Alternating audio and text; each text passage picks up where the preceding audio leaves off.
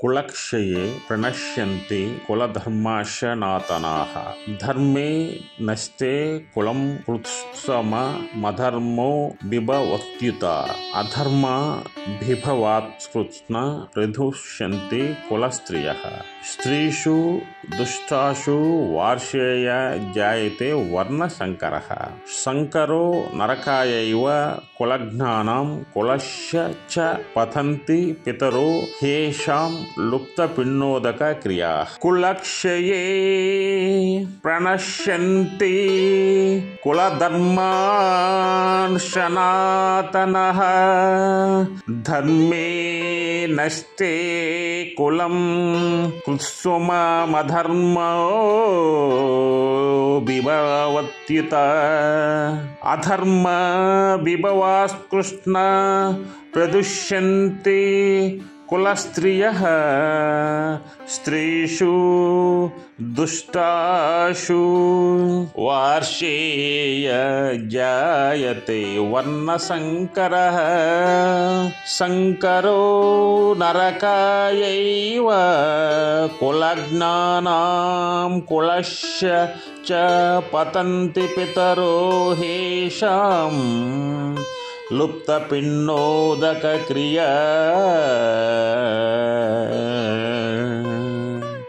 ఈ శ్లోకాల్లో కొన్ని ఇంపార్టెంట్ మీనింగ్స్ తెలియాలి మీకు. కులక్షయ అంటే వంశము నశించుట, సనాతన అంటే అనాదిగా వస్తున్నది అని అర్థం. అంటే గతంలో మన వంశాచారం పాటించే లక్షణాలు అని. అదేవిధంగా కుల ధర్మ అంటే కుల ధర్మములు అని. పనశ్యంతి అంటే నశించుచున్నవి అని. అదేవిధంగా కృత్స్మం అనే మీనింగ్ ఉంది. కృత్స్మము అంటే ఇక్కడ కుత్సమం అన్నమాట. దాని యొక్క అర్థం ఏంటంటే సమస్తమైన అని అర్థం. అలా విధంగా కుల స్త్రీయ అంటే కుల స్త్రీలు ఎవరైతే ఉన్నారో వాళ్ళు అనమాట. ప్రదుష్యంతి అంటే చాలా చెడిపోవడం అనమాట.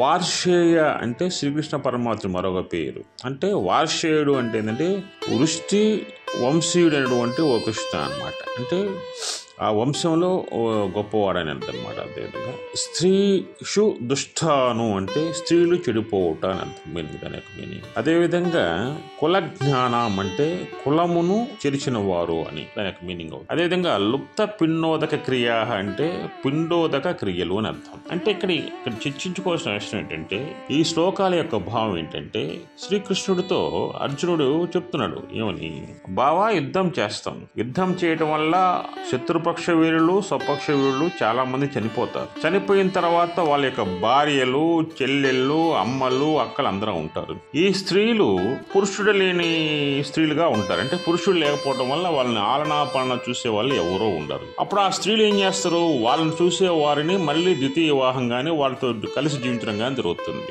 దానివల్ల ఇంకా మనకి వారసులు కూడా ఎవరు ఉండరు.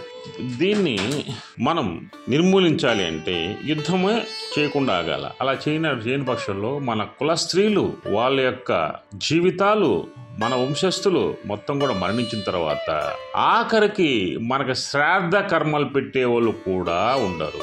ఆఖరికి మనకు శ్రాద్ధ కర్మలు పెట్టేవాళ్ళు కూడా ఉండరు. ఒకసారి ఆలోచించు బాబు, యుద్ధం అవసరమా?